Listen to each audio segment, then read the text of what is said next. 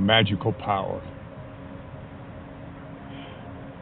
Am I really going to have to ask you to move your car again? No, sir, you are not. I'm moving right now. I'm moving.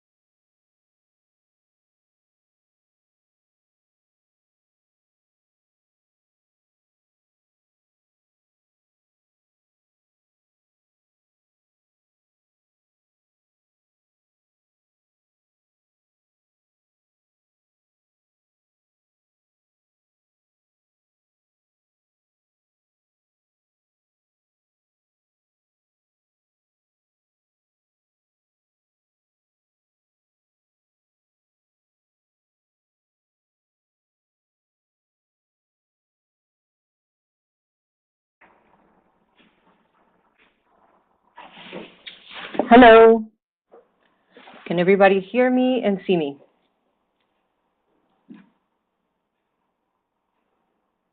Good morning and good evening to some of you, I believe. All right. So before we start, thank you for allowing me to be here with you today. I am Dr. Elon Rincon Portas. I'm the Executive Director of Kaplan Medical Campus here in New York City. An emergency doctor, expedition doctor, and like you, I am also an international medical graduate, and I moved to the States many, many years ago, too many to count now. So it is a real pleasure to be here. And so the plan for today, if you don't mind, I would appreciate that you all ask me all the questions that you have. I think it's if you have a question, it is quite likely that it's going to apply for everybody else, and it'll make it more interesting as we go through these suggestions, and so that you can actually get a lot from your studies and really do well on your test. Okay. So this is some of the things that I want to cover today. It's how to navigate your timeline to test day. I know that after you finish your live lectures, there's always this big gap. What do I do now, right? So I think I'll go over some strategies and suggestions with you. And please, if you have any questions, don't hesitate to ask. It is going to make it more interesting. I'll show you some tips on how to uh, track your progress and self-assessments and all of that, okay? So let's get started, right? And good morning and good evening to all of you. I know that some of you are coming in late. So here's the timeline usually for international medical graduates and how they prepare for the USMLE. So, you know, we recommend that for step one, international medical graduates can take up from 3 to 12 months. Some people take a little bit more to get it done. And for step two, 3 to 9 months. In the middle of all of this, you're going to have to take your OET and get your ECFMG certification.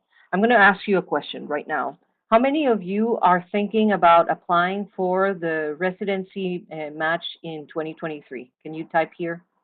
Any of you? You? Okay. So you're ready? Because September, next Tuesday, I believe, the applications, you can start sending your applications to ERAS, just so you know.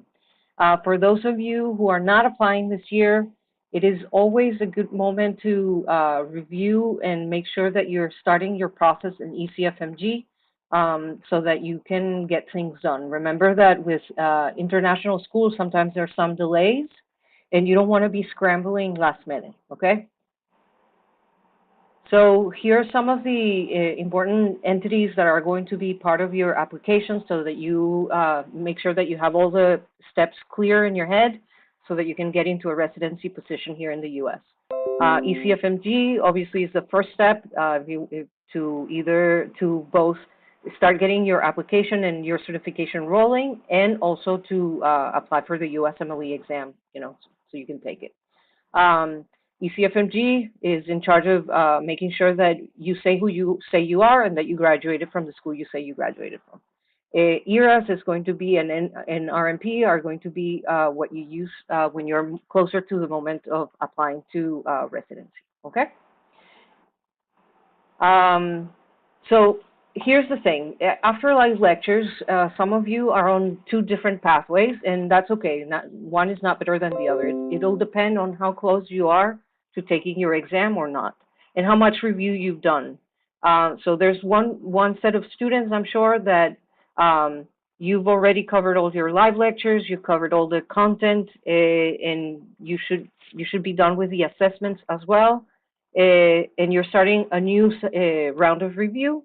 There's some students who are going to fit this category, and then there's some students who are going to fit this one. Those of you who have a little bit more time on your calendar to get to the exam.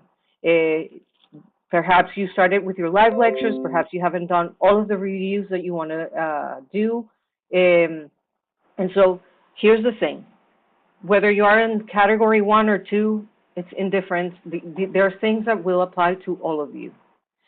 One of the most important things is to make sure that you don't have any knowledge gaps. I've seen many times students who decide that they are going to take the exam on a certain date and that they did their live lectures and they start doing QBank and they don't advance and their performance doesn't improve. And the reason is because they're stuck on doing questions, and they forget that sometimes it is important to go back to the basics, make sure that you cover the thing that's making you not do well, and then go back to questions. So this is going to be the cycle for the next couple of weeks for every one of you. If you feel that there's something that you're missing time and time again, then it's important to have that sort of honesty with yourself and that like self-assessment and be like, maybe this is a subject I need to go back again and review. I need to watch the video, I need to read the book, I need to ask a friend. Whatever the case, it's important to have that sort of openness to go back a little bit. I know that we are all always focused on going forward, but this is part of the cycle and why it's so hard sometimes for USMLE preparation. I know that this moment in your lives is a very painful one. I'm sure that a lot of you are doing many different things, also studying for an exam that is not very easy, right? I've been there. I understand there are moments where we feel really desperation and you know, like we're not doing well, and but you know, it's a matter of like sticking to it and doing the work. This is one of the few moments in life where you cannot take many shortcuts, you know. Okay, so which approach will work for you? So there's different ways of studying. You can study by subject matter or by organ system. By subject, you know, it really reinforces what you've learned and allows for like a deeper understanding of a particular subject. This is great. It's great for things like pathology, for example, because as we know, pathology is a big chunk of your exam. By organ system, it's good when you study on that model because it helps you create a context with different topics. It integrates. And the USMLE exams are all about integration. I'm sure you've heard that word quite a lot during your live lectures. And the fact that you're switching from one topic to the other is a very good start when you are preparing for USMLE because each question is going to be a different topic, different subject, and so it gives you that sort of plasticity to your brain immediately. Okay. So can some of you type how long from now are you thinking about taking the test? 4 months, 3 months, 2 weeks, one day? Where are we? A month, 3 months for Veronica, 3 months. So okay, 2.5, Sai. Very good. 5 months. Okay. So we have some time. Is anybody who's about to take it in 2 weeks? No? All right. So, you know, this 4 months before the exam is, I think you have to take it with a grain of salt and be a little bit flexible. You know, this applies for many people. If you have the time, I recommend please make sure that there are no knowledge gaps. Some of you, I know that have already been working. Some of you are a little bit farther removed from the basics. So make sure that you have reviewed all the important aspects and make sure that you're prioritizing. So pathology is a big important and very heavy on the exam, physiology as well. So those are things that you should spend the most time on, okay? So, you know, around 4 months before the exam, if you have not, I recommend please start the process with the USMLE and ECFMG to make sure that if there are any delays, you have accounted for that time. Get familiar with the ECFMG application.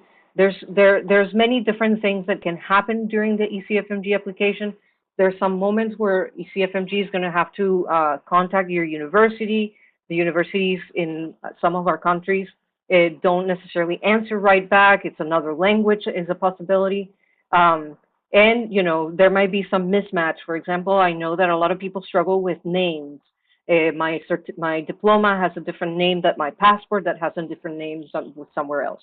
And so a pro tip for those of you who are having or experiencing some issues with names, always use the name of the ID that you're going to use on the day of the exam. So if you're going to take your passport to take your exam, make sure that the form that you're filling fits exactly what is in your passport, okay?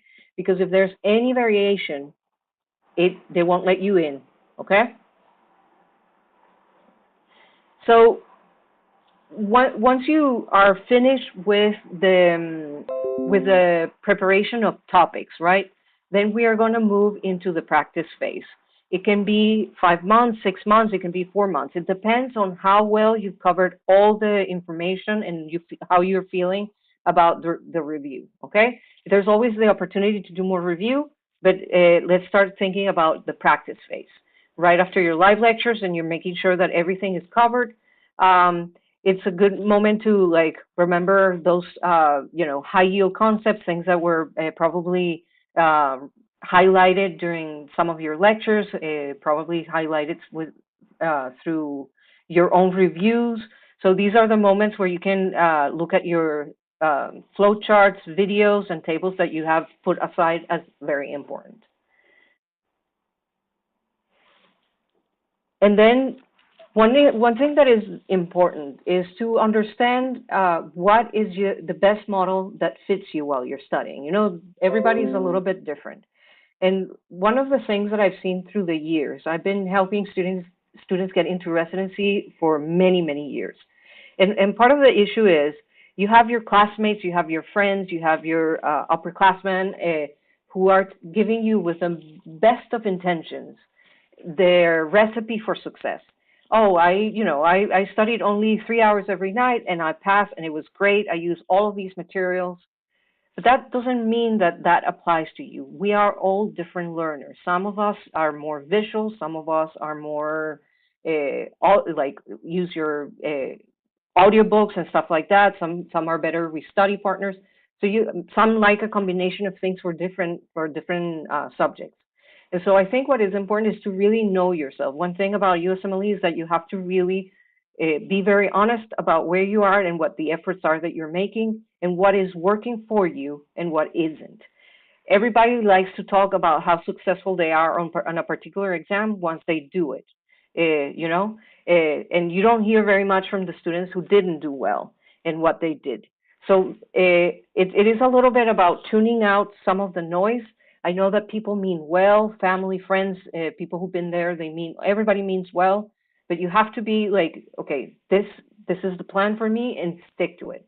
The problem is sometimes if you find a plan and then another person comes and tells you to change it, and then a third person comes and change it, you start spinning your wheels and not advancing, okay? So either it is flashcards or videos or a study partner, whatever it is that you are trying to fit, try it once, try it twice. If it works, then you can add it to your way of studying. If it doesn't, you can say, no, this does not work for me, and that's okay. You have to find what's good for you. You, after all, are the person who's going to be sitting in that seat during the exam for those so many hours, right?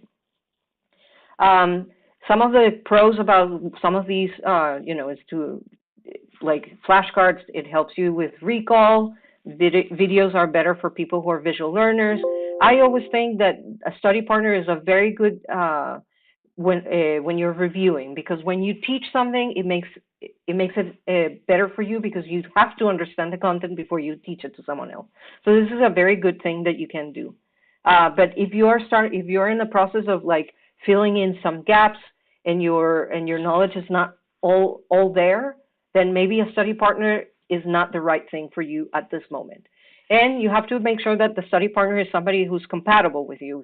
Some people get very distracted very easily. And so if you're wasting a lot of time, maybe a study partner, you either have to change it or maybe that's not the thing that is working right now, okay? You have to, as I said, choose what works well for you. One of the other errors is that we have, there's so many resources out there. And as I said, there's many well-intentioned people who want to help you out and tell you, hey, I got this book and this book is the best.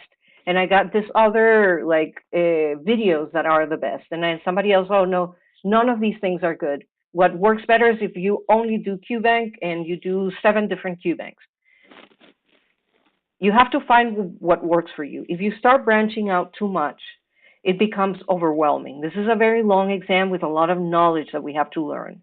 And so sticking to one thing that you trust and that is working for you is the best. How do you know if it's working for you? Because you start seeing how you're performing. If you feel like there's something that you need a little bit more of help, there's many different books and things there that are going to help you. For example, some people like to use First Aid. First Aid is a great book, but it doesn't work in the beginning of understanding content for some people. It's great for some other when you're in the review phase. For some people, it doesn't work at all. It's not about having everything and buying everything. After all, it is, applying for residency is a very expensive proposition, right? So be smart about what resources you're using and what you need, okay? Regarding the QBanks, one thing that I've read a study a couple of years ago that had a very interesting correlation. People who did two different QBanks had a more likelihood of scoring better and doing better than people who did only one type of QBank. So the more questions you do, like everything in life, practice makes perfect, okay? How are we doing so far? We're going to get into good stuff in a few minutes, okay? I promise. All right. If you have any questions, please don't hesitate. This is what I'm here for. I know that this is a scary time. This is a stressful time. I'm sure that you have some questions, and so if you do, just throw them in there. We'll go over it together, okay? So remember, try to streamline what you're using so that you don't feel overwhelmed. Already, it is very overwhelming, the amount of information, so don't make it harder on yourself. I know that people mean well, but at this point, there's some lines that you have to put for yourself so that you can really focus on where you want to go. This is your journey. Remember that. This is your journey. Your journey does not need to look like your brothers, like your sisters, like your best friends, like your classmate. It doesn't. It doesn't have to even look like mine. So make sure that you're choosing the thing that fits you well, okay? So after you do your review and you're good, you feel that you're confident that you reviewed most everything, that you feel strong on your knowledge, it's time to start QBank. The USMLE exams it has, a couple of characteristics that make them very unique. One, the amount of content is ginormous. Second, the amount of time that you have to spend studying and then taking the exam is pretty hefty, right? And so we have to tackle this as a marathoner, as like those athletes for the Olympics. This is our Olympics. And so we need to be smart and strategic about it, and we need to prepare like athletes prepare for the Olympics. And that means that you have to start by small and increasing in time so that not only your mind gets used to all the questions and jumping from one topic to the other very quick, time is of essence, but also your body, like physically, it's a very challenging exam. You have to sit there for so many hours, right? We're not used to that. We're in hospitals, we're doing rounds, we're walking here. Some of you, I'm sure, do also exercise. And so it is a conditioning of your body to sit down for so many hours under so much pressure. So start small, and start increasing as you go, okay? The best thing is to start with one block of at least 40 questions. And so what are you going to do? As you are starting your QBank, I think Kaplan QBank is a very good one for making sure that the knowledge that you have is there. And so the way to tackle QBank is to, I suggest you do it, mix everything together, all topics, all organ systems, you do it time. Even if you're just starting and maybe you don't get to it, do it time, because that's going to be really important. Especially for step 2, you have to start creating this process of reading faster in another language and all of that. So in step 2, questions tend to be longer. And so part of the thing is you do your questions. You finish your QBank, you get up, you stretch, now you put your review face on. Every question that you do should be reviewed. And you should see, okay, I got this one right. Did I get it right because I really knew what I was talking about, or did I just, kind of guess and guess right? Did I get it? Why is the option B, C, D, and E incorrect? And so one of the things that you can help you really expand and use very well your time is by making sure that you're doing the following exercise. If you see a vignette, and you have 5 options, what would you need to change in the vignette so that the option B that is right now incorrect would be the correct one? What would I do in option C? What would I use for option D? This exercise, especially if you have time to prepare and you're just starting to do your QBank, is what's going to make you really good at integrating content and understanding and processing, it is going to multiply how much you're studying. I'm going to pause for a second because I see a question from Martha. Do we start doing on-time blocks during or knowledge gap phase when we're filling our gaps? You could, Martha. That's a great question. Some people like to start doing questions while they're filling in some of these gaps and lagoons in our brains. And you can do it on time, and you can do it specific to the topic that you're studying to make sure that what you're reading and you're comprehending what you're reading, and it's a good way of, it's a good system in the review when you're still reviewing. Now, for the practice phase, I would recommend start from the very beginning to be timed so that you get the timing can be very challenging for some of us, particularly because English is not our first language. Okay? That is correct, Moshe. I agree. QBank is a learning tool first and then a testing tool. Okay? Once you are in the habit of doing this exercise of reviewing I remember when I started doing QBanks, the first couple of weeks that I started in one block a day, I would take, it's 45 minutes, 1 hour to do the questions, and then I would spend 2 to 3 hours reviewing the questions that I just did. And I learned so much from that review and asking that question for every vignette. Is this the right answer? Why is it? Why isn't it? What would I change to make this one the right answer? It really helps you complement all the knowledge that you have separated, and it makes it all flow together. It makes you a really good thinker too, which is excellent for when you're in the hospital and doing your residency. I would do it, Martha, as many as above 40 is a good number. So usually that's what, I try to do and have my students do that, okay? So you're going to do this until you get around 2 months before the exam, okay? So as I said, approach each question not just as a tool for measuring knowledge, as somebody just said, it is also an important part of making sure that there are no other hidden knowledge gaps, because sometimes that happens. You think that you really understand the topic, and then you start seeing, hey, I'm getting all of these questions not great, or a lot of them wrong. So at this time, once you're 2 months before getting ready for your exam, one thing that I recommend is sort of doing an analysis. So all the questions that I'm getting wrong, what is the reason why I'm getting them wrong? Is it because I am not reading carefully? Is it because I am not understanding and I am misinterpreting the question? Is it because I'm feeling insecure and I'm changing my answer? Is it because I have a knowledge gap?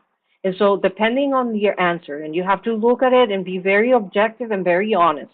What is the problem? It's like seeing a patient. What is the diagnosis and what is the treatment for each one of these? So if it is that you're not reading well, so you need to work on that, making sure that, and have some sort of like mantra, read carefully, so that at the moment of the exam, when one is very nervous, your body already knows that you have to read carefully. Maybe you need to remind yourself before every block, remember to read carefully. Sometimes we are in a hurry to finish and we misread things, okay?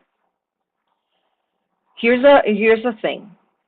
These timelines that we have about when we're going to take the exam is a very arbitrary timeline. I understand that we all have goals, we all have dreams, we all have, oh, I want to take this before December because in December this is going to happen, or I'm going to start either a new job or a rotation, or I'm going on a trip, whatever the reason. But remember one thing, this is an opportunity of our lifetime and you have to get it right. If you don't pass step 1 on your first try, the chances of you matching into residency don't go completely away, but they decrease a little bit, at least by 1/3, okay? And so if you're not feeling ready, this is a moment where sometimes you have to make a really hard choice and say, I'm not ready, this is not the moment for me to take the exam. Don't push it, okay? I've seen so many students fail because they had this mental timeline. None of these timelines are necessarily real. I understand life circumstances, but this has to take priority over everything else. If you're not ready, you're not ready. It's better to lose whatever is coming after for a couple of months, a couple of weeks, and make sure that you pass and you pass well, than to try to get it done and fail, okay? Because that does impact your opportunities. So I see another question. Have questions per day at this stage, 2 months? I would say between 3 to 4 blocks at the very least, you should start increasing the amount. I think 3 to 4 is a very good stable number to get to while also doing review, okay? Like you do the questions and you review your answers, okay? Here's another question from Maria. Does ECMG has a deadline to apply USMLE since I got the, are you certified already, Maria? Yes? I believe that you have, Veronica, all questions, blocks, more than 40 questions each block, okay? Maria, if you're already certified, and that means that you already took your exams?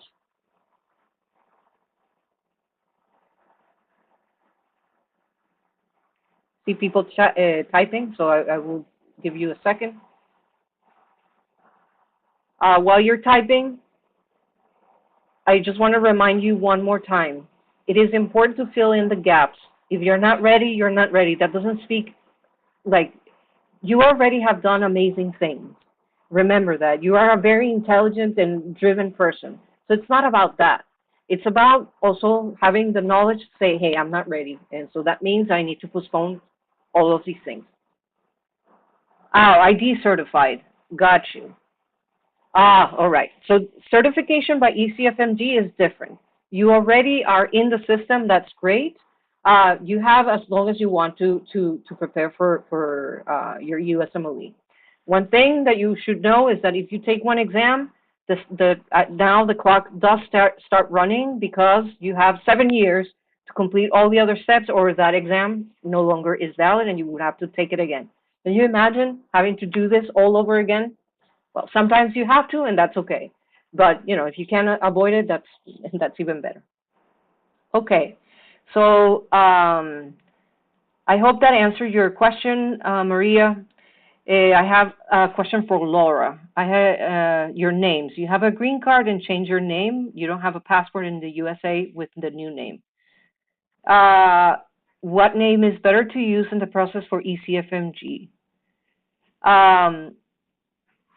So that is a good question. Laura, whatever it is that you're going to use at the moment that you're at that door to get your exam. If you can use your green card, it has your picture of your face, and it is a valid ID, then make sure that it matches your green card exactly. If you're going to use your passport, make sure that it fits your passport. Whatever ID you're going to use during your exam, that's exactly what you should put on ECFMG, okay? So,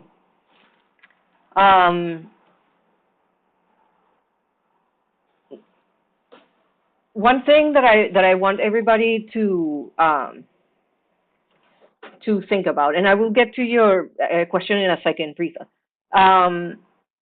Study schedules. Study schedules have to be realistic, and I keep talking about being honest, right? And you have to stick to them. So if I hear a student telling me that that their study plan is to do 16 hours every day from Monday to Monday until they take their exam, I would say that is a crazy plan. And more likely than not, you're not going to succeed with this study plan. You have to be realistic. What are your responsibilities in your daily life? And how much time do you have to get ready for your exam? What are the things that you can postpone, and what are the things that you actually have to continue doing, right? And so it is all about a balance, and it can be a very intense balance, but it is a balance. That means that out of 7 days a week, I always recommend, if you are want to really get at it, studying 5 to 6 days a week is a good number, but make sure that you have at least 1 day of rest. And 1 day of rest and sleeping are part of your preparation. So don't feel like, oh, I slept too much, or I'm wasting time sleeping or resting. You are not. Remember how your brain works. Your brain needs a little bit of downtime so that it can really get that knowledge cemented right there and make all the connections. And, we need rest for plasticity of our brain to work well. Okay, so make sure that you're putting in place rest days and in a good schedule where you are getting enough sleep, okay? I'm gonna like the question: is it better to qualify Duolingo or IELTS? I'm sorry, Preeta, I'm not sure what you're asking. Is that for you have to take the OET, right? Is that what you're talking about? Agustina, until how many years after finishing medical school in another country can we apply for residency? That's, Agustina, that's a very tricky question, but a very good one. The time, there's a lot of people who get very hung up on time, but it is also what have you been doing with your time? If you have been practicing medicine and doing interesting things that are like research, community-based efforts, you're, saving you're going with Doctors Without Borders, saving lives. I think those are very important parts of your story. There are some programs that put a limit on the people they want. They put a limit of like 4 years. And so if you see that a program is saying we only want recent grads and up to 4 years after graduation, then you know that you cannot apply to that residency program, because it's unlikely that if you have more than 4 years that you will fit. So don't waste your time. But not all programs are the same, and everybody has unique circumstances. Remember that all of these applications and residency programs, they're always trying to look for somebody who stands out and who can play the game with the team.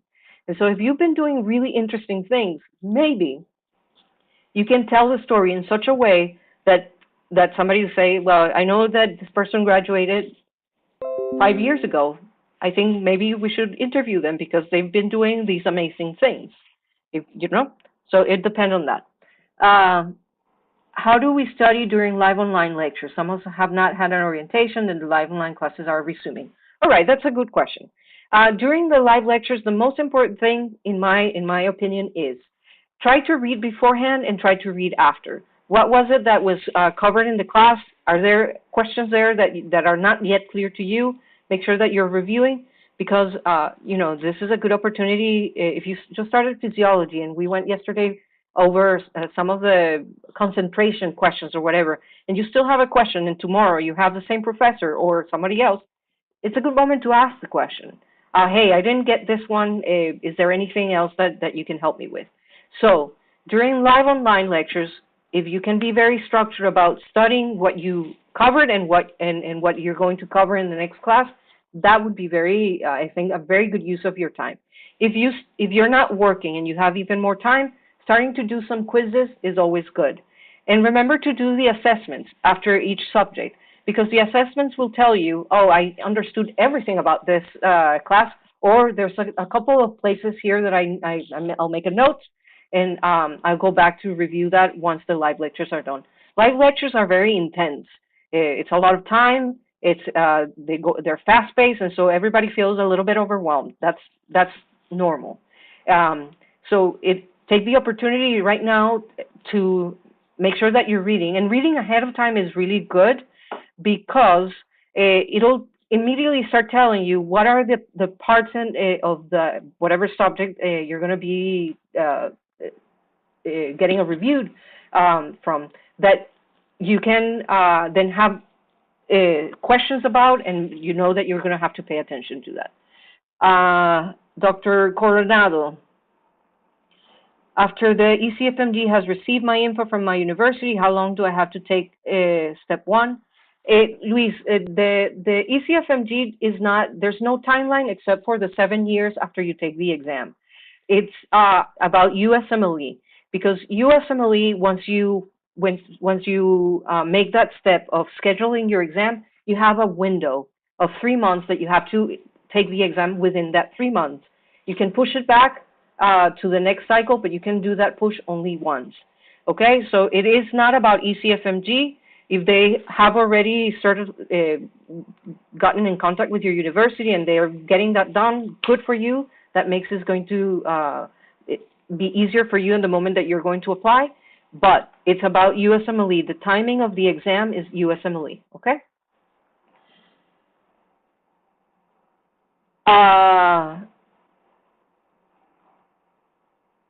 Okay, so Frida, you still need OET for certification by ECFMG. That's the new regulations, okay? When you're going to do any of the pathways, they're going to ask you about OET. In the past, for those of you, there may be some of you who already did Step 2 CS, so I don't think that you might need OET, but I think 100% of you probably will have to do that, okay? Duolingo is not an option for ECFMG. I'm going, Moksha, I'm sorry if I didn't say your name correctly. I like your question about how do you know when you're ready for the exam. I'm going to go over that in a couple of minutes, okay? So hang on to that question towards when I start talking about that. If you don't hear me answering your question, please ping me again. Why do U.S. citizens need to take an English proficiency exam? Because I think this is an issue of the system. Everybody who's international medical graduates need to prove that they speak English. So the good thing is that you're going to ace it. The bad thing is that you still have to pay for it. I'm sorry. Does Kaplan Medical help us taking externships or observership or helps in visa? So Kaplan is an institution that helps prepare for the exams. I can, we try to guide and we give tips and suggestions about how to go about getting observerships and externships sometimes.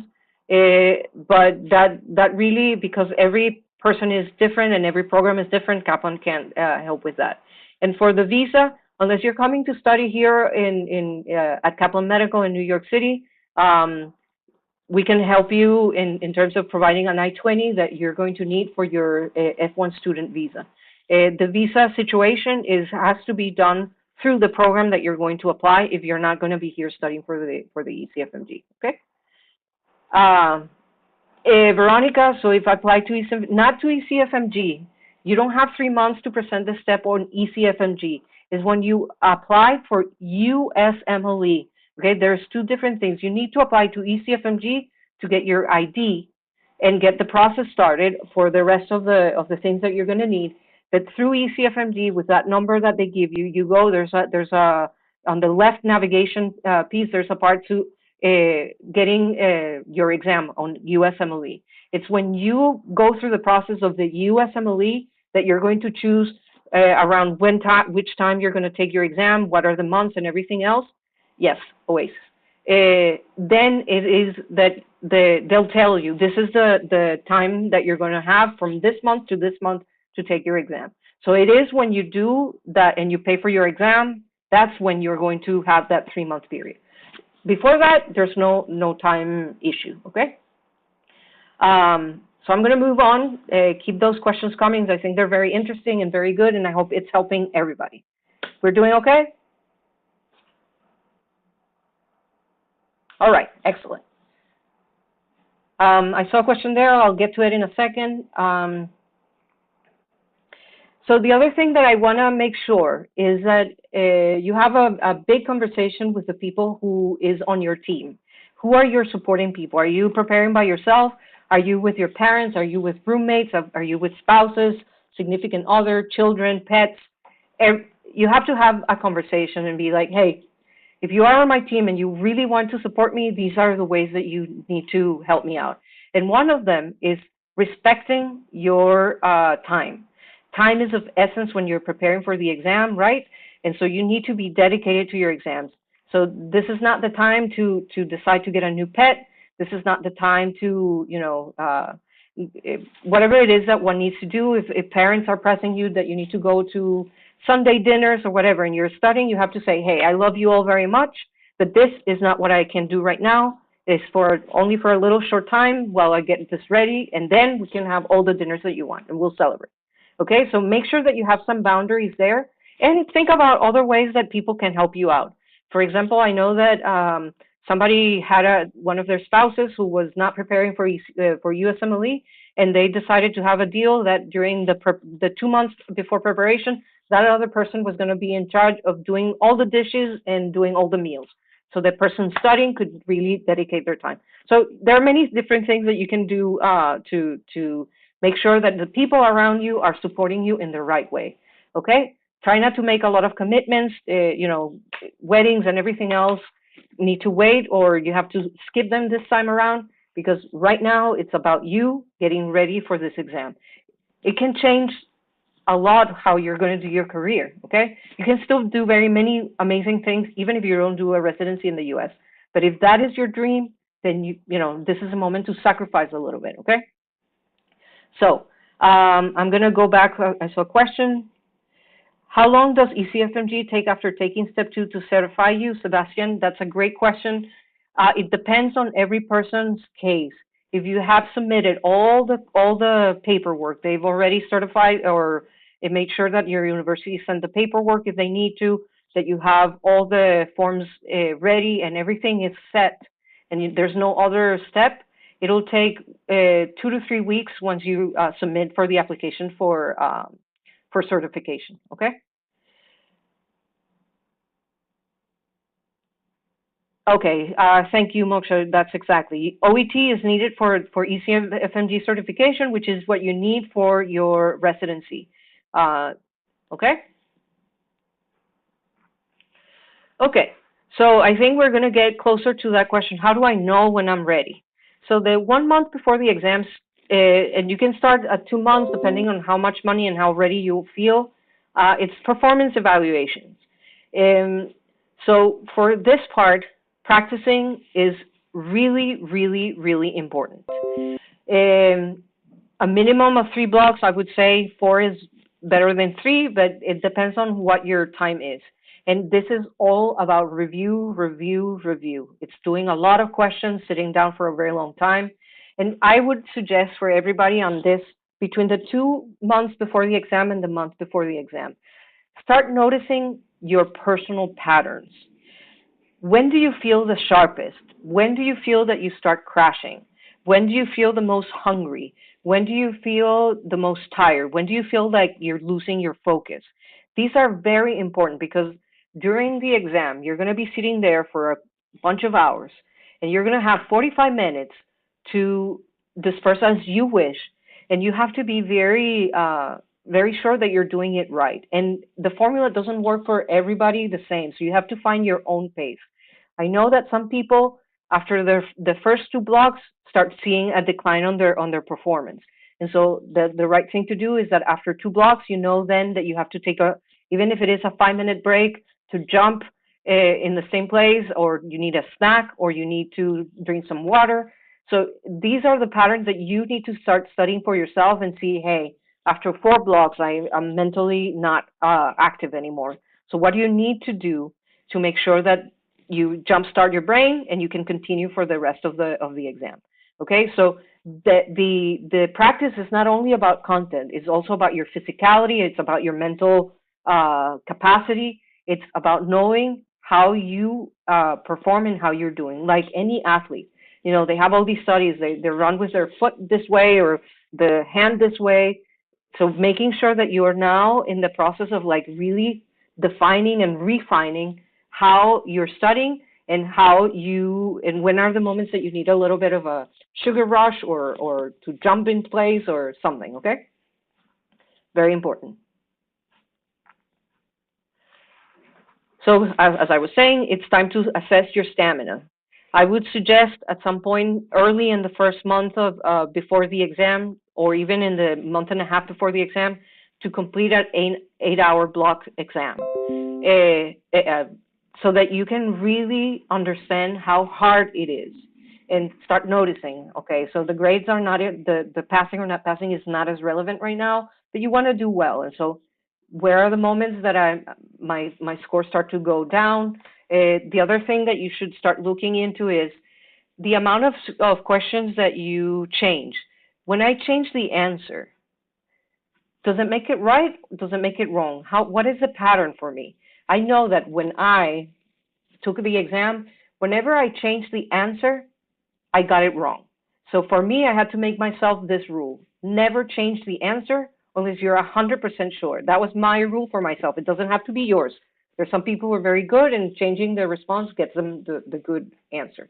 But for me, that was a rule that I had to do for myself, okay?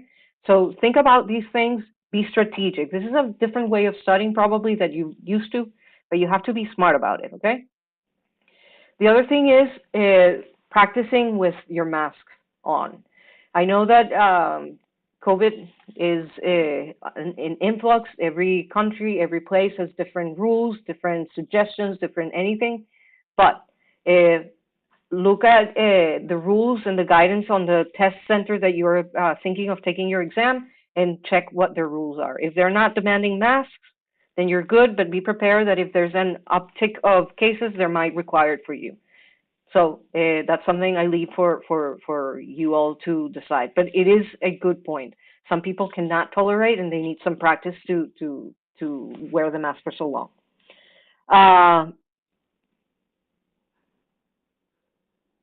Maria?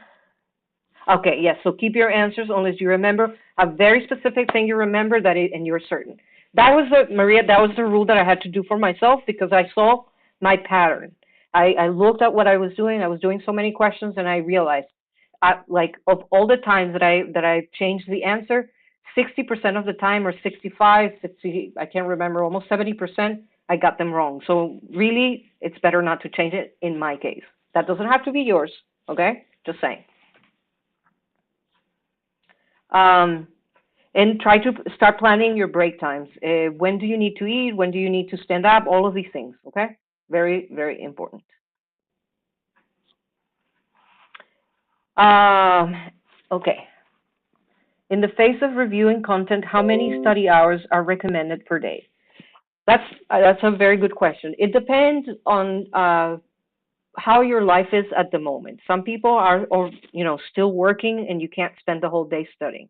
If you don't have any work, and you don't have any children to take care of, or pets to take care of, anything, the right amount will be between 8 to 12 hours every day, Monday to Friday, and possibly Saturdays as well, with Sunday or rest, whatever works for you. But it has to be quite a number of hours. For those of you who are still working, it might extend the time that you need to prepare. That's okay. You have to do what you have to do.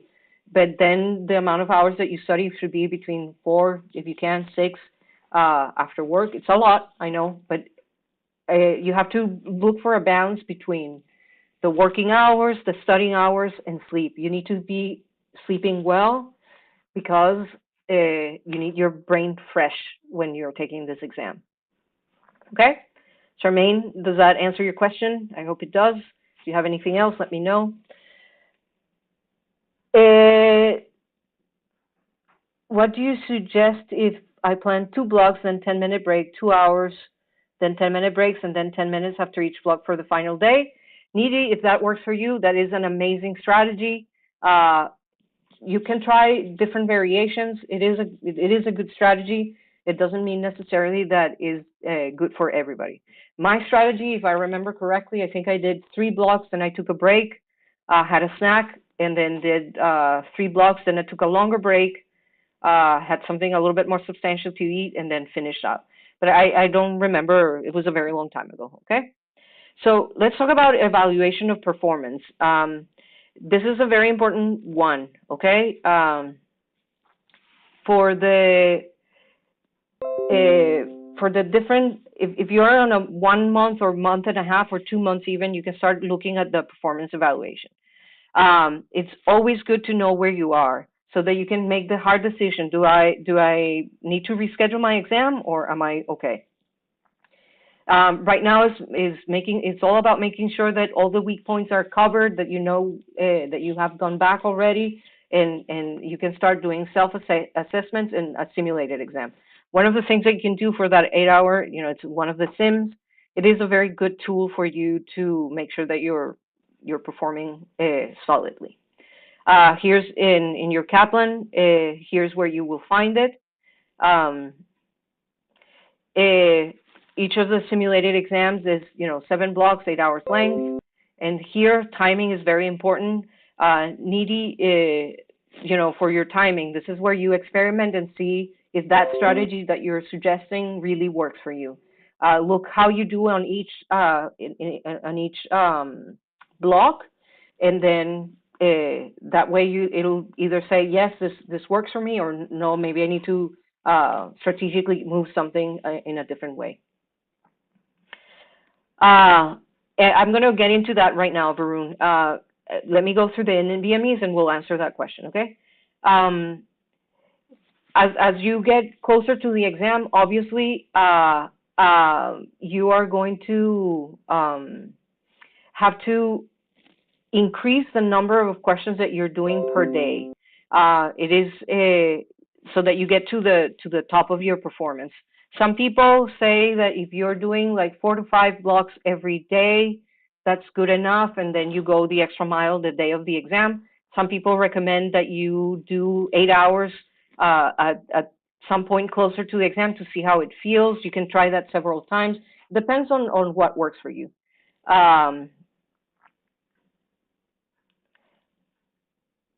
Yes, Alvaro, you have you have 2 full-length simulated exams, I believe. The self-assessments, you can take one 2 to 3 months before the USMLE. You take one, and then 2 months or a month and a half before the second one. You can take the second one. You can take the second one 1 month before the exam. It'll depend on where you are. So for the self-assessments, in general, you want to score really high. You want to get 65% or more. The way that you know that you're ready for the exam is that if you don't have any peaks and valleys in your grades or in your performance. If you're still having a lot of variation every time you take a block, then you're not ready for the exam.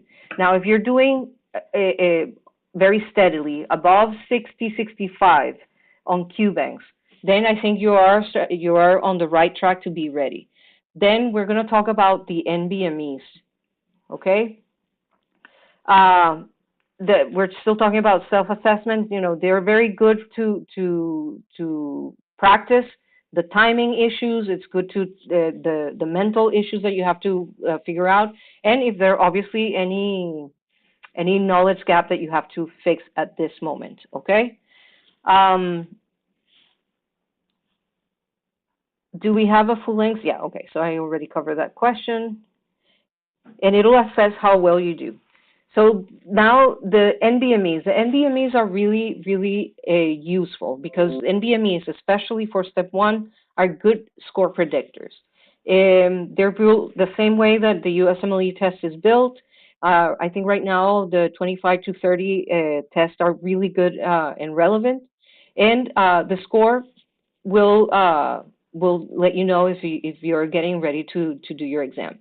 Most people try to do a couple of NBMEs. They time it every 2 weeks because usually your scores, if you make a change in how you're studying, or if you add something, or you do some review, you wouldn't expect the performance of your scores to be changing until like a week or 2 after you make the change. So the changes are not going to be immediate, is what I'm trying to say, okay? They do give you a good predictive score, and they give you a performance analysis of like how did you do regarding to other people and how do you do in different aspects, in different topics within your own exam. I'll show you what the report shows. Each one of these exams are $65, so that's why, you know, you have to make sure that you're using them wisely, okay? So this is a little bit what the NBME scores will look like. It tells you where you are in comparison to the rest. I don't think they do the test score anymore. They'll tell you more likely to pass or not, okay? And here's the part that I'm talking about. This is the analysis that I think is very useful. On the left column, hi, Laura, anyway from 25 to 30, some people like to do it in order. If you're going to do 2 or you're going to do 3, you know. So here's the part that I want you to look at carefully. On the left column is your performance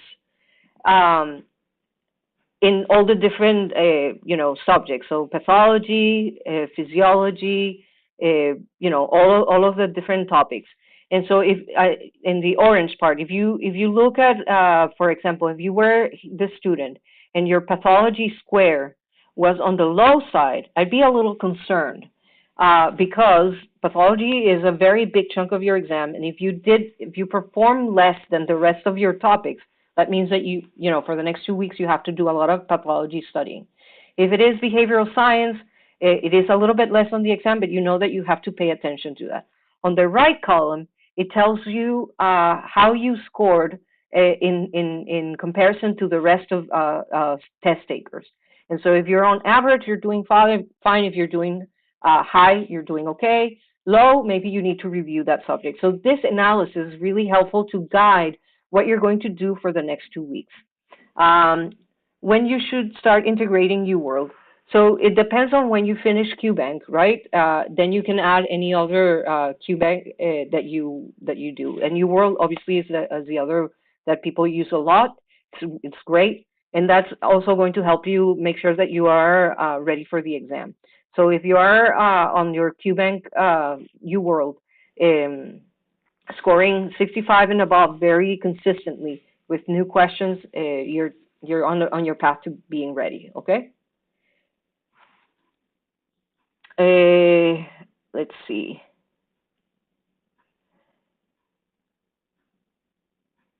Maria, is it true that not all questions weigh the same on the exam? So Maria, there are a couple of questions in the exam that are sort of try questions, and they might not have any score associated with it.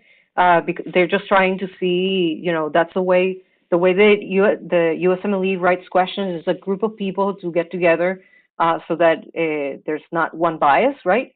And they come together and decide that these are the questions, and they're always trying new questions. And so when they're trying out a different topic, a new thing, they'll insert a couple questions here and there that are not part of the evaluation. The problem is that you never know which are those. All the rest are the same. Laura, the NBME, I would leave them for the last 2 months or the last month and a half that you have for studying, so that because first you need to do all the work and build up to the moment that you are, so where we are. If you have the money and the time and you want to do an NBME right after class, and then you're going to do the others closer to exam date, that's okay, because it is a helpful tool to get your head around what it is that that you need to focus your attention on a little bit more, okay? So I'm going to pause here, and we'll take a 10-minute break. Is that okay with you? Then we'll come back, get ready with questions, because I'm here for that, okay? I'll try to give as much time as I can towards the end. So see you in 10 minutes. All right.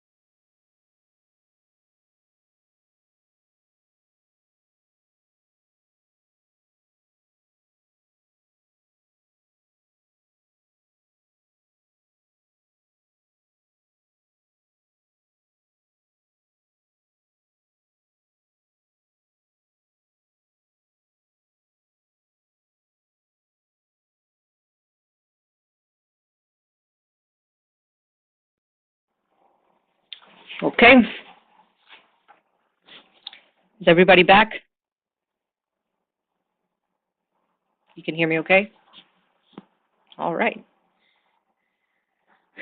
One thing I wanted to highlight here is the breakdown of content per test. As you can see, pathology 41 to 51% or whatever. One thing that it is important for you to look into is in the USMLE pages. It tells you the breakdown of how many questions you're likely to see about each one of these subjects. And I think that is important when you're doing a strategic studying, because, for example, if I know that a lot of international medical graduates have a hard time with, for example, behavioral science and epidemiology and biostatistics.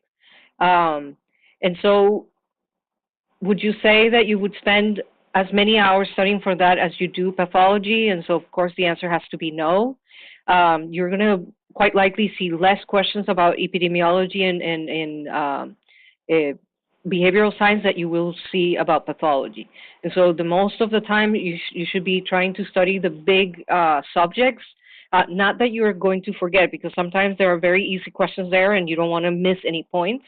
But, you know, if it is a question between spending more time on pathology and spending more time on behavioral science, I would say pathology should rule, because that is, strategically, it makes more sense, okay? If you want an actual breakdown, go to the USMLE page and they'll have it there for you, okay? So as I said, you know, track your progress. Every 2 to 4 weeks to take an NBME is a good way to do it. And you know, the part that I always try to stress out for students is make sure that you're being honest. And if you feel that there's a gap in your knowledge, you have to go back to the beginning. So going back to the resources, maybe having to read the book again, maybe having to watch a video again, maybe having to ask somebody a question that is going to help you really understand a gap that you have, okay? Some students have a tendency, because now they're on QBank mode, that they don't want to go back to the basics. Remember, if you're not going back all the way, this is going to help you really score well, okay? So why we miss questions? I think I went over some of this. You know, it's misinterpreting lab physical exam finding. You're not reading carefully. You're not understanding the question well. You're overthinking, or you're switching answers. I gave you a strategy for the switching answers that work for me. The overthinking part is all of these things will get better as you do. The more questions that you do, the better prepared you're going to be. Because your brain gets really used to switching topics and making connections really fast. It's amazing. And, you know, if you are one of those people who are not reading carefully enough, you have to find a strategy that is going to help you to ensure that you're reading carefully. I don't know. If you have something that you have to say before every block, then do that. Whatever is needed, okay? Maybe if you wear your watch on the left hand, then for that day you wear it on the right, so that you remember, this is uncomfortable. Why this is uncomfortable? Because I have to remind myself I need to read carefully, okay? Remember, during the exam, especially in the beginning, one is very nervous, so take a deep breath. Make sure that you're doing all the things that you need to be at your best the day of the exam. The question interpretation piece is a very important one. And as I said, practicing question and practicing is what's going to help you. But sometimes for the interpretation piece, I think this is very useful when you have a study partner. I wouldn't say that you have very big study groups. Big study groups are not great for this moment of your studies. It's better in the very beginning. If you have a group that you know are reliable and they're not going to just be talking about, you know, soccer or whatever other thing is happening in the world, you need some people who are going to help you be accountable and to do the work. And sometimes for the interpretation and integration of questions, trying to explain something to somebody else is the perfect way of ensuring that you understand and know the content, okay? So be hard on each other, making sure that you're digging deep and asking the whys and what is and what if I change here, and if this changes, what happens here. So all of these questions really help you and become very agile in your brain, okay? And try to implement these things before you take your next MBME. If you feel that you're not ready, which you all will feel that you're not ready, but if you see the scores that follow the science and you're not doing as great, then consider postponing the exam a little bit. It's not the end of the world. I know that it feels like it is because nobody wants to be in this moment of having to study and that pending over your head. I get it. It is not comfortable. It is really, one can get into a mental space where everything seems impossible. But you can postpone it, and it's better to postpone and make sure that you pass on the first try or that you get a very good score when you do your step 2, okay? We're international medical graduates. We are slightly in a disadvantage point. So we need to make sure that we're playing our cards really well, okay? You are very smart people. You are needed in the United States. So play it right. I'll go into some of these other suggestions that I have in a little bit, okay? I'm going to leave enough time so that everybody can ask questions if you have any. So as I said, every 2 to 4 weeks, and the scores won't improve until you make some changes, right? I think we have to remind ourselves of Einstein always and what he says. You can't expect different results if you're always doing the same thing. Okay, so if the strategy is not working and you see that your performance is not improving, it's time to take a hard look and see what else do I need to do to make sure that things change. Okay? Insanity, correct. So for scheduling your exam, that has to go through USMLE. You're going to get a 3-month period in which you can schedule your test. If you are not feeling ready, you can postpone, and they'll immediately transport those 3 months to the next available 3-month time period. But you can only do that once, so make sure that you're ready. Nobody feels 100% ready. If somebody tells me that they feel 100% ready, either they are not from this earth or they're not being very honest with themselves. I have not yet met, and I've seen thousands of students, believe me, thousands of students who did really well and people who've matched and all the things, but nobody feels like they know everything. And it is impossible to know everything. Perfection is not something that you're going to achieve with a USMLE. So what you have to make sure, and that's very hard for us, I know, doctors, we are always trying to be the best that we can, which is great. You can still try to be the best that you can, but perfection is not something that is attainable necessarily for this exam. Trust yourself. You've done, that's true, Dr. Barone said that. I love Dr. Barone. He has very good things to say, and he's right. Everybody that I've met, I felt when I took my exams that I had not passed. I did really well, and I was certain. I was like, oh my God, I had thought that I was going to get rid of all my books and everything. I can't because I haven't received my exam scores, and I'm sure I did really bad. But that was not true. It is all about making sure that you've done the work, and I know that you have, so you have to trust that process too. If you feel very unsure of yourself, look at your scores. If the scores are solid, then you have to believe in them, okay? Those scores didn't make themselves up. And so that's a good way of scientifically making sure that the emotions that one feels, that you're going to have all the emotions, are not getting in the way of making the decision of when you're ready. So remember, it is all about scoring between 60 to 65% or over on consistently and looking at your NBME scores. These are the moments where you can find places of opportunities. Be sure, I beg you, be sure that you are ready to take your exam and as sure as you can be, and that is your scores. Don't rush. okay? But also, the moment that you are hitting that spot, it is the moment to take the exam. So schedule it, trust yourself, trust what you've been doing. You have already done really hard things. This is the one thing that I want everybody to understand. You've done hard things. This one is just another thing, and you're going to tackle it. If I can do it, anybody can. All right?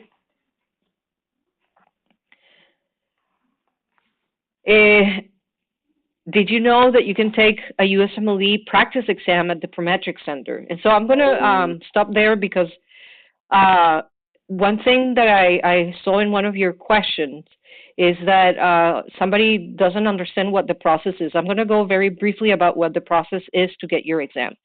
First off, you go to the ECFMG page. There, you have to ask for a identification number. So you're going to have to fill in some forms or whatever. It'll take 2 to 3 days, business days. Not if it's on a Friday, you're going to have to wait until the next week. And they'll send you your number. Make sure that you have it memorized and everything. And then they'll send you, I think, a password or whatever. You reset the password and you start the process. On that ECFMG thing, there's a form that you're going to have to fill in, depending of if your university has certain things. It'll walk you through Form 186, I believe, that you have to do with a video cam, so that you can get notarized. This is the way that they're doing to make sure that you are the person you say you are, right? It's a very easy process. One tip there for you when you're doing your cam thing is that they're going to take a picture of you. So make sure that you're in a quiet space, that your background is okay. Nobody wants their dirty socks in the background or an unmade bed. Remember that picture is going to be used in your ECFMG certification. So be professional, be dressed up. Nobody wants a tussle head or bed head or any of those things, okay? So take the time to make sure that everything is up to par. Manik, the Form 83, I believe that most people will go through this form. There's another form, I can't remember the name right now, that is for other schools. You see it, like as you're doing the process, it'll tell you which of the forms you have to do. The other form is where they have to send something to your med school, and the med school has to answer back to university. I think the majority of schools go through, it's okay with Form 183. But some there's some special cases that there is another form that you also have to be. This is not necessarily the most important part. It's like getting the process started, because it's through ECFMG that you are going to have to submit your diploma, translations. So there's a couple of steps there. But you don't need to have done all those steps for you to start to get into USMLE. Once you have your ID number, there's on the left side, and I think somebody said OASIS, there's a USMLE application. Then you go there, you're going to fill in all the forms again. Be careful about the names. Here's the moment where they get you. And then they're going to walk you through what you need to do, and then they'll tell you where do you want to take the exam, what period are you thinking about, and all of that. And then once that part is you're approved, we say that you can take the exam. Then you have to choose the date. You have to choose the Prometric Center where you're going to take it. Most Prometric centers have a USMLE practice exam that you can do. For some people, it is very good, because then you really feel how the exam is going to feel. And that is a good tool for some people who want to go that route. I didn't do it because it was not available by the time when I had to do it. I'm not sure that I would have done it, because it's a test. It's a test, and I was so nervous that I didn't want to leave my house unless I really, really needed, because I was study time. But it is good to take it for those of you who want to try the experience. As I said, things have to be appropriate for what you need and what is good for you, okay? So that's the self-knowledge is important. It's a little bit different than the NBME. It's only 3 blocks, and it is an optional thing, okay?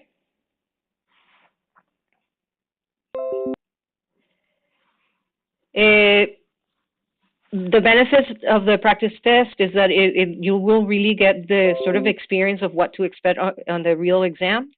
It helps with those of us who suffer from anxiety and stress.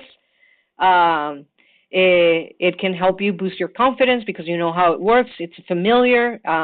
It'll help you with your managing your time. And you can go to the USMLE website to verify that the Prometric center that's closest to you is going to be, has that opportunity, okay? So, days before your exam. I know that everybody, I find it sometimes kind of funny because when you're stressed out, everybody's like, oh, think positively, do yoga or whatever. It is a very stressful moment. You feel like you're putting your whole life on a line, and also that's not true. Life is bigger than this. Remember that. Even though we are very focused on the exam and it seems like it's do or die, remember life continues. And so exercise it's an important aspect of it because what you should try to achieve is balance. Is like any machine, right? Your body's like any machine. If you treat it well, it'll be working effectively at optimal conditions and whatnot. If you really pay attention and understand well your body, then you can make sure that you're doing all the things that are going to make you very alert and very good at taking the exam. So taking walks, taking days of rest, doing something that really helps you clear your mind. For example, for me, going to look at a river or look at a beach or look at a mountain, nature is very important for me. And so on my days off, I try to go either for a hike or I try to look at, I went to the beach if it's a good moment, just to soothe, calm, rest, and help me manage my anxiety. I get very anxious with exams. And so if that's the case for you, what are the things that you need? Sleep is essential. Remember that think about it objectively. This is no longer about what I feel, what I don't feel. It's about objectivity. You know your brain works better when you slept this amount of hours. If you slept too many hours, maybe that's not good for you. If you slept too little hours, maybe too few hours, not good for you. So make sure that you're getting it right. And it's cumulative because it is very likely that the night before the exam, you're not going to sleep very well. But if you're already bringing many days of being tired, then that is going to impact how you perform. The day of the exam, the night before, it's normal not to sleep well. Everybody's worried, stressed, but if you're on a good place, you'll be fine. Okay? Mental health. It's a very important one, especially after the 2.5 years that we've had. I know that a lot of you are in countries that are going through a lot of things. Locally, regionally, and so there's a lot of things going on. If you've been in hospitals during the pandemic, my heart and my appreciation for all the things that you probably have done. It is a hard environment to learn in, but you've done it, and so also make sure that you're taking care of your mental health. One thing I want to ask you all to do: don't start any sort of treatment if you can help it right before the exam. Make sure that whatever medications or things that you're doing, you've already taken, because you don't want to have some negative effects of any new thing, new foods or new medications the day before or a couple days before the exam, okay? It will affect how you perform, and it's going to be not great, okay? And as I said, try not to compare yourself with others. Your journey is your journey, and your journey is just fine the way it is. And you have to find the thing that works for you, okay? You can tell the people around you, I love you, but this right now, you telling me that I have to buy yet another book, it's not helpful. What will be helpful is if you make my meal so that I don't have to stop my studies, right? That would be something that you can tell a friend. Or you can help me get a massage after my hours of studies. That is also valid. So try to make sure that you're keeping your lines, okay? Stick to the healthiest habits that you know and the things that you know that work for you and for your body. Trying to keep a schedule is very good. Remember that on the day of the exam, you're going to be waking up. So if your exam is at 9 a.m., try to get yourself into the habit that by 9 a.m. your brain is up and functioning. Okay, so that you're ready and not, if you're, for example, for me, that was one adaptation I had to do because I am a night person. I prefer to study at night. That's where I think the best. That's where I get more creative. But sadly, there's no night exam times. And so what I had to do is I had to, in the 2-3 months before my exam, I had to make sure that I was waking up every day. It didn't matter if it was a rest day. I tried to wake up at the same hour so that on the day of the exam, at the hour that I had to wake up, it wasn't an issue for me. I was already trained. It's not my best, but it is. I trained myself to make sure that I was wide awake and ready for the time of my exam. Okay? Try to sleep well. If you're having issues sleeping, tackle those issues way before your exam. Okay? Needy, this is a great question. What do you suggest for eating and drinking? So this is the experimentation piece. Try to have something that will fill you up well, that is not going to sit badly on your stomach, right? Remember that we're full of nerves. What are the meals that you can have when you're so nervous and stressed out so that you don't have some digestive issues during the exam, because it can happen, right? What is the kind of food that will help you wake up? For example, I know that melons, for example, melons have the tendency to make people sleepy. So no melons during the exam day. Have protein, have something that is also easy to eat. Remember that you're not going to have a lot of time. And so if it's something that needs to be warmed up, if it's something that needs to have a whole process, it's maybe not the best meal for you. So you have to experiment to make sure that you have the things ready and that you've tried it before. I wouldn't try anything new on the day of the exam. It is like an athlete. An athlete will never try anything they haven't, like not even, if you're a runner, they're not going to try new shoes the day of their exam, of their run, right? They're going to have to work with the same shoes and make sure that they work. At least I think so. I'm not a runner, so if one of you is a runner, let me know if I'm saying something that is not true.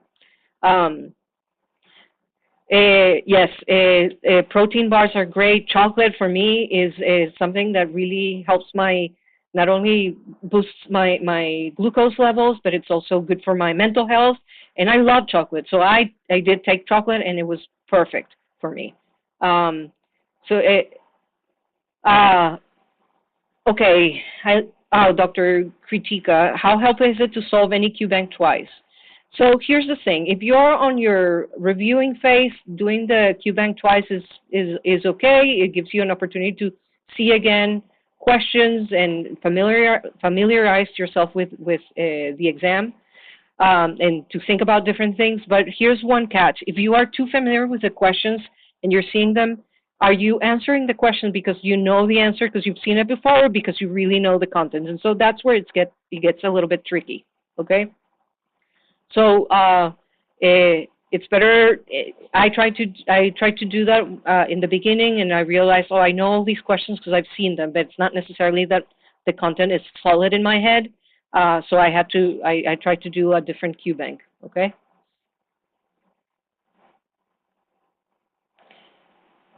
As I said before, it is important for you to review the COVID regulations. So that you know what to expect. If you're going to have to wear a mask, make sure that you're wearing a mask that that is comfortable for you. I don't know.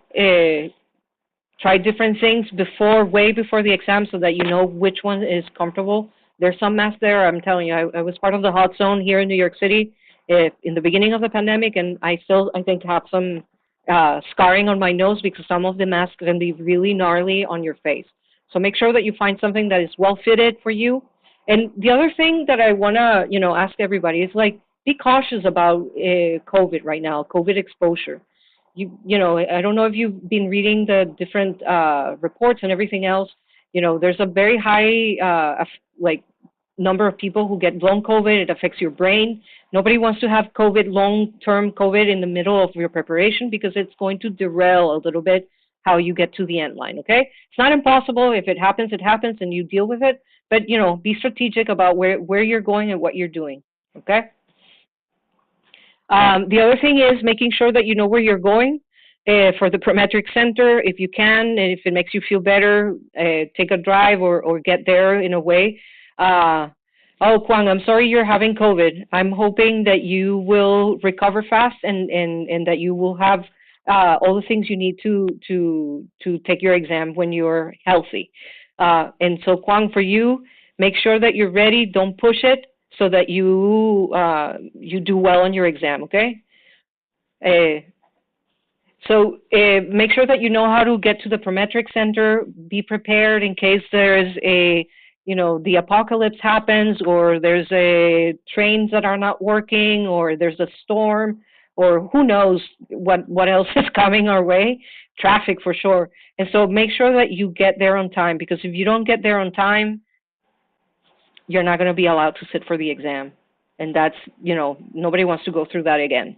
That sort of anticipation, the few days before, you have to do then reset again everything else, and you have to look for a new time. So make sure that you get there on time. One thing that for those of you who are very heavy sleepers, make sure that you put your alarm clock or several that are very loud, have some body system with somebody who makes sure that you're up. Put it away from your bed so that you don't snooze. So all the things, you have to make all the things happen right now for you so that you get there on time, okay? Have plan A, plan B in case something happens. All right. The day before the exam, make sure that you have all the documents you need.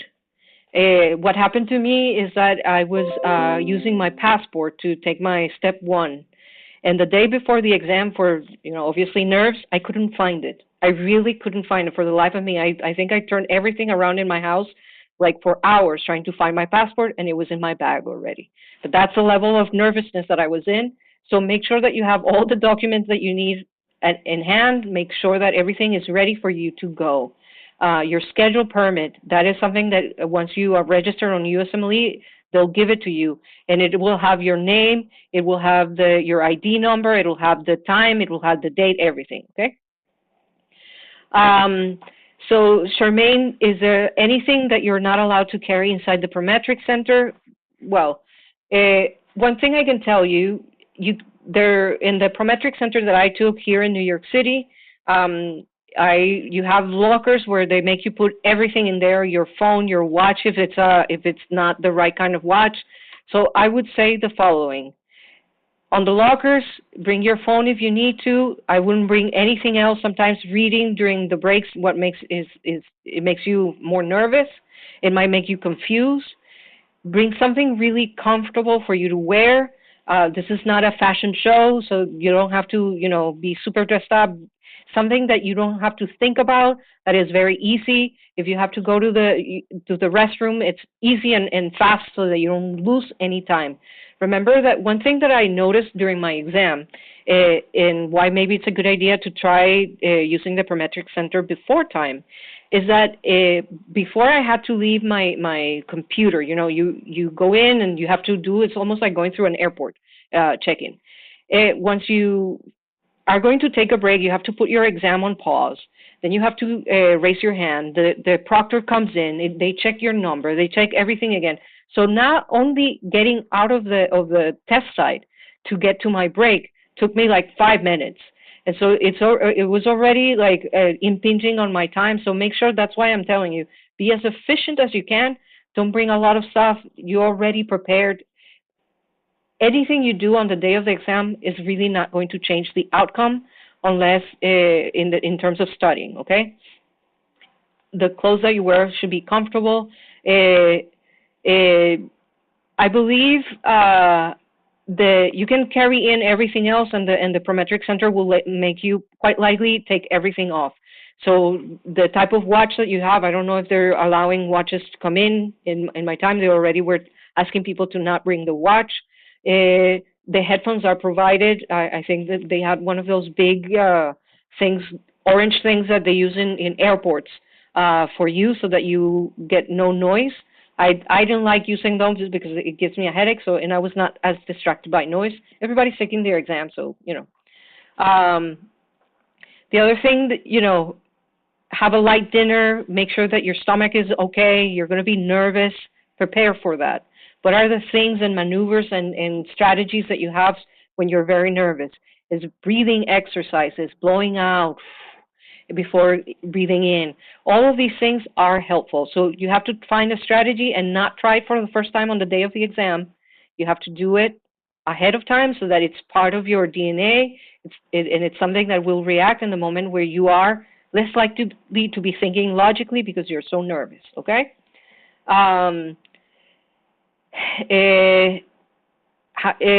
What other thing is important? Make sure that you get there on time and that you have all the papers that you need. Can we just get up at our own places and stretch 5 minutes before near our computer itself? You are not supposed to stand when you're taking the exam, so no. Quite likely they won't let you do that. It's okay. I mean, I'm being a little exaggerated. I just want you to be prepared for any eventuality.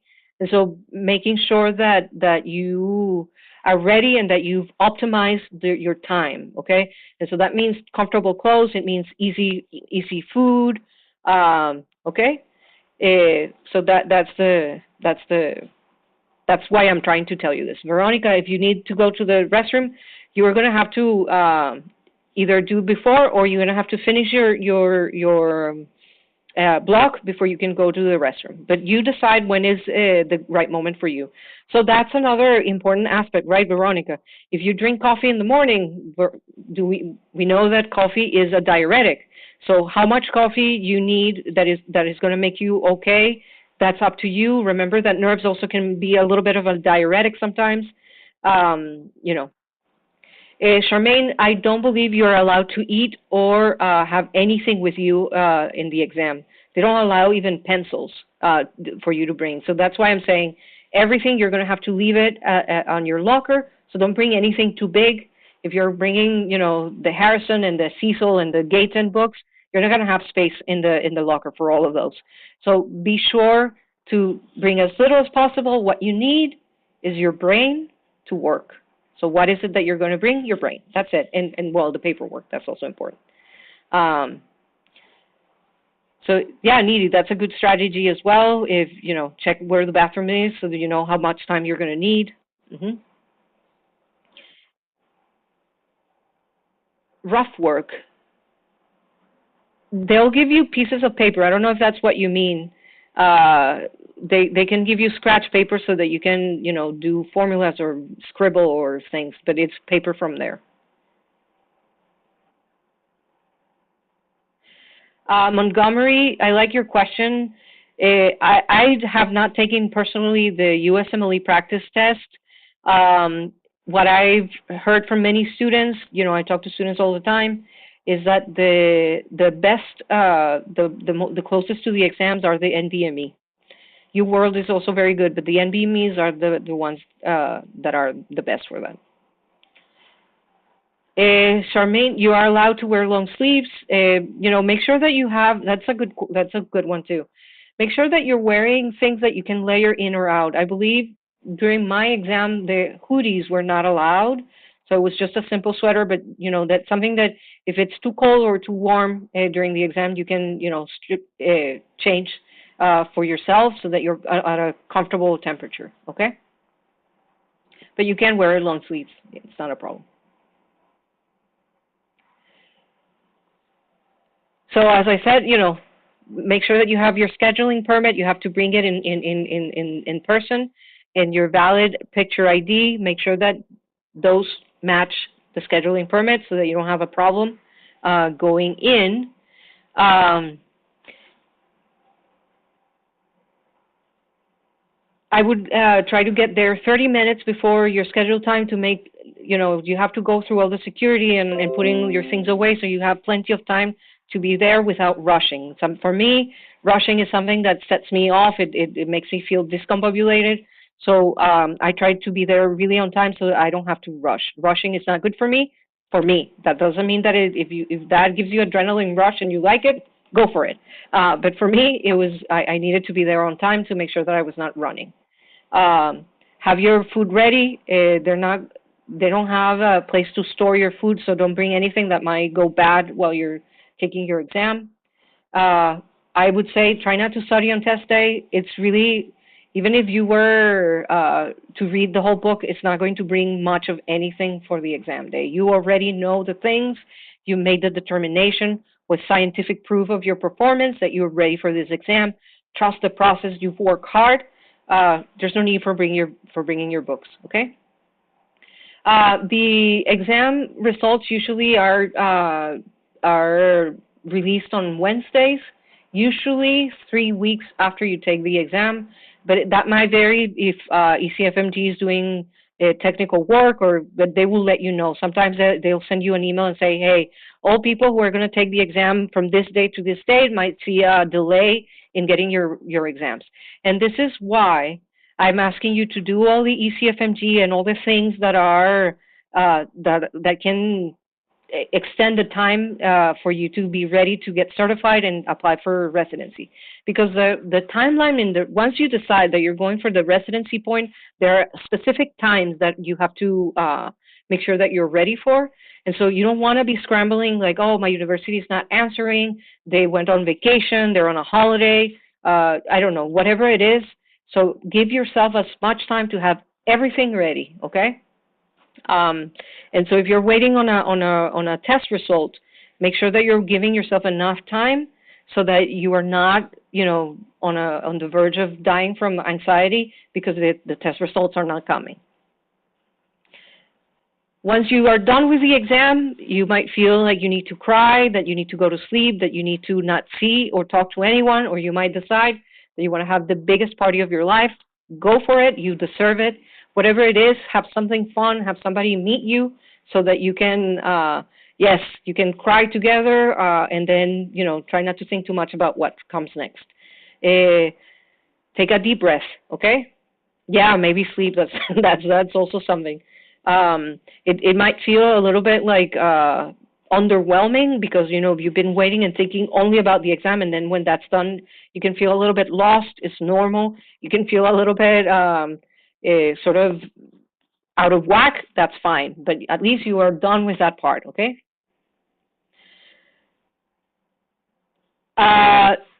No, Laura, I think that there's always availability. It depends on where you are. It's all about the Prometric centers. So that's why you need to make sure that you look at all the information for the Prometric center that you're going to be scheduling your exam in. They will let you know. If there's any issue whatsoever, they will let you know, okay? Nobody is going to try to play dirty with you in that regard, okay? It is possible that from January 5th to the 15th, there's no availability, but then you'll have the other time. That's why scheduling the exam it can be a little bit tricky. You can't leave it to the last possible minute because there might not be any availability until the next time frame. So it is a little bit of like, am I going to be ready? I think I am. You do it. Worst case scenario, you have an extension. Be careful about the timing of when you are going to decide if you need an extension, because depending on when you decide, you're going to have to pay more or less money to do that change. So be careful about that, okay? So this is all the materials that I have for now. I want to talk about a couple of things. I saw a question in the Q&A that I think is very important for all of you, and it is the ECFMG new requirements for 2024. Are any of you familiar with this? No? Okay. So here's the thing, and this is something that a lot of students have been worrying about. ECFMG is going to make a change that starting in 2024, all applicants are going to have to come from schools that are recognized by the World Federation of Medicine or something like that. I can't remember the complete name. So all universities are now going through the process of getting accredited. If your university in 2024 is not accredited, your students from those universities that are not will not be able to apply to ECFMG. But here's the thing, listen up closely. If you already got your identification number and you're getting ready, like you already did that part, the first part, You're going to be okay, even if you take your step 2 in 2026. You're going to be okay. It is all about registering with ECFMG right now. So you're going to be okay if you already registered with ECFMG. Are you listening to me? Okay.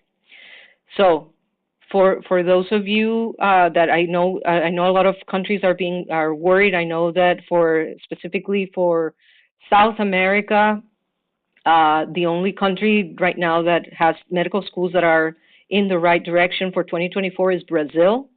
But there's a lot of conversations about that, so keep your eye on it if you're planning to apply to residency after 2024 or during 2024. That's fine. If you're registered on ECFMG, you're okay. If you have friends who are in medical school, remember that to apply for get registered in ECFMG, you have to have at least 2 years of medical school under your belt. If you have 2 years of medical school under your belt and you register right now for ECFMG, you're going to be okay. All right.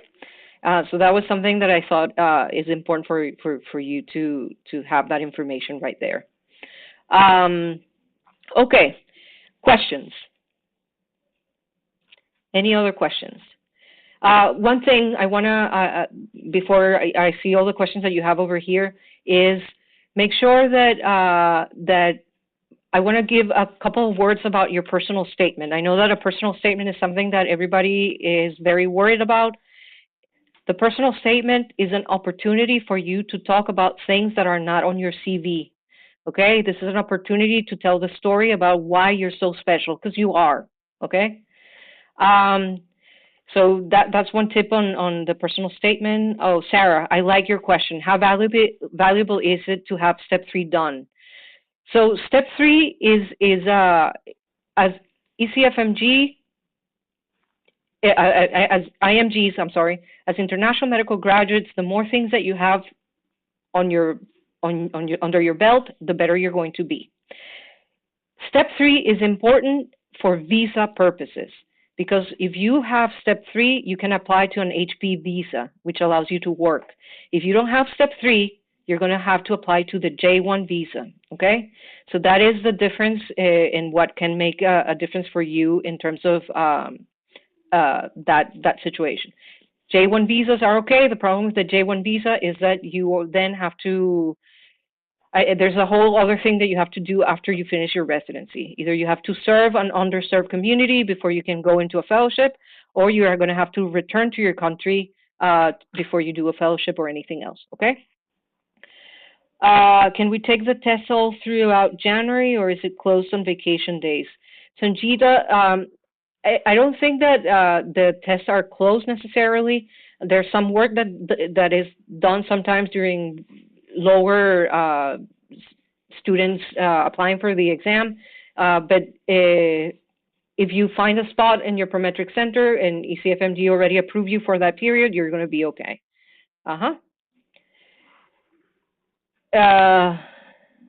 What is the weightage of CV and residency selection out of 10?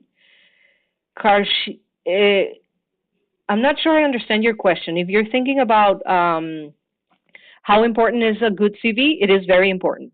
So here's the thing. For the CV, you have to talk about all the things that you've done and all the things that you've achieved and all the things, you know, if you have honors, if you've done, you know, you receive a prize for whatever reason, put it there. All the things that have dates and certificates and everything else. If you have gaps in your education, or if you have gaps that you graduated and then the pandemic happened and so you were home taking care of somebody who was sick, the personal statement, not the CV, the personal statement is the place for you to talk about that experience and put it a twist so that you can you can really tell the story of why this was an important aspect of your life, why that happened, what you learned from it, and how that experience is going to make you be the best doctor possible and the best team player possible, okay? So you have to be strategic about how you write these things. For the residents, it's not necessary to do step 3. Step 3 is something that most U.S. doctors do during their residency. And if you are an IMG and you haven't taken step 3, you will get it done during residency like everybody else. It's not a requirement. You can apply and you're going to enter and have your residency normally without step 3. You'll get it done then. One of the good things about having step 3 out of the way is that then you can really focus on your residency and doing all the best and research if you have the opportunity, and shadowing amazing people and doing rotations that are interesting, and you don't have to worry about step 3 while the rest of your classmates are, worried with that. I will give you my email if you have any questions, for sure. Moksha, if you're I am not an immigration lawyer, so I don't feel very comfortable giving you a lot of advice about visas. So this one, I'm not sure about, Moksha. I'm sorry. Are there a lot of programs which sponsor H-1B? Varun, the best places for you as international medical graduates is to apply in the places where it is more likely that IMGs are accepted, and that is for sure the East Coast of the United States. New York City is a great place for IMGs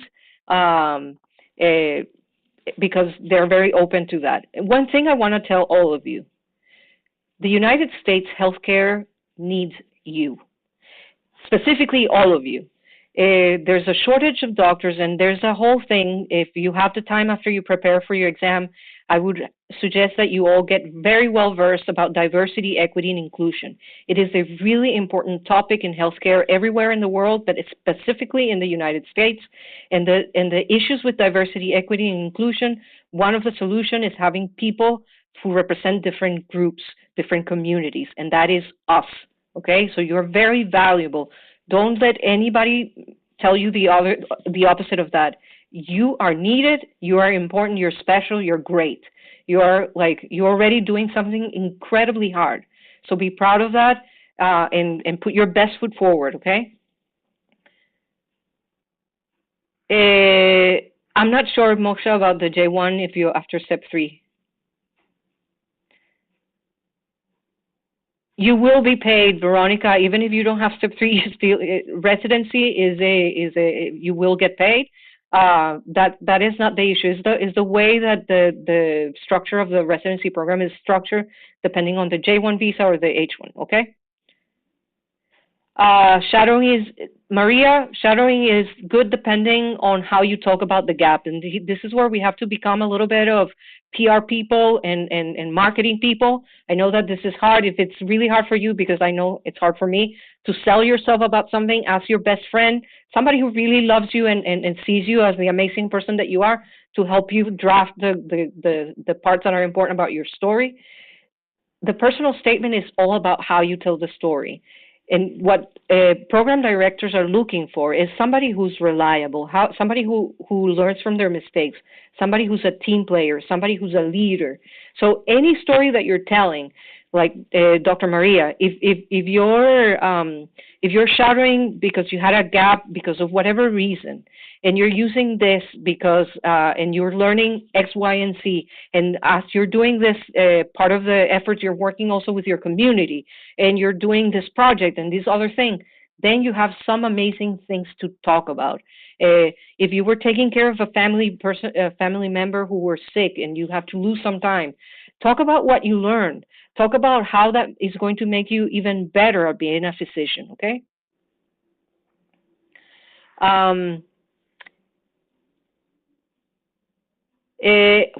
Priya, what have you been doing in the last 5 years? So, you know, I think everybody has their own personal story, and what everybody is always looking for is really how the experience of those 5 years, what have you been doing, and how you talk about it in a way that is positive, in a way that is that it's made you grow as a person, that it made you grow intellectually. That you know, that is the thing of like storytelling.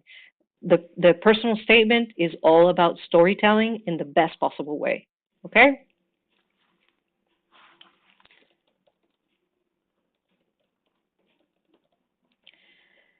So here's my email.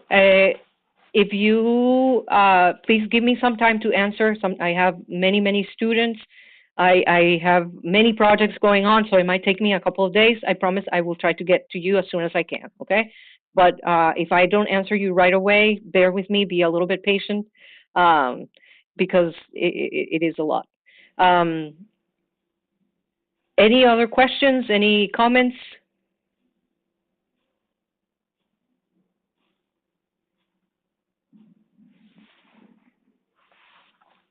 Well, remember that you are all very important and that you're needed.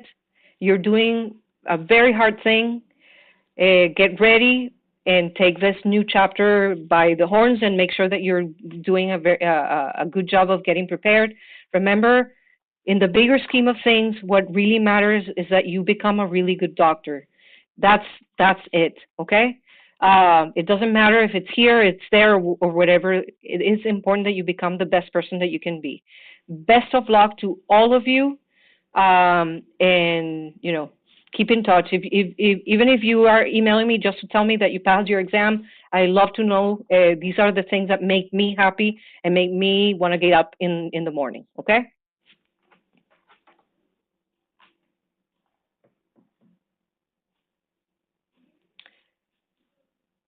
All right.